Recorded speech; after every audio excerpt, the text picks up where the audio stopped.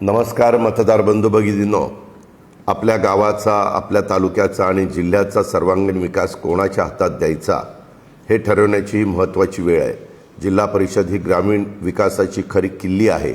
पाणी, रस्ते, आरोग्य, शिक्षण, शेती, रोजगार यासारख्या मूलभूत प्रश्नांशी थेट जोडलेली ही संस्था आहे। राष्ट्रवादी काँग्रेस पक्षाने नेहमीच ग्रामीण भागाला केंद्रस्थानी ठेवून काम केलं आहे।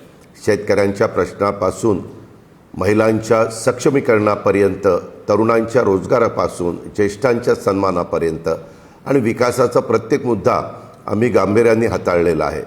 मी केवळ शब्दाचा पक्का नाही तर कामाचा माणूस आहे। दिलेला शब्द पाळणं ही माझी ओळख आहे।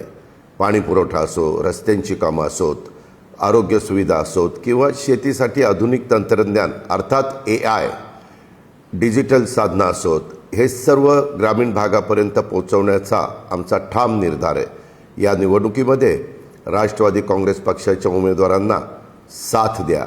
स्वच्छ, कार्यक्षम आणि लोकाभिमुख कारभारासाठी आम्हाला संधी द्या।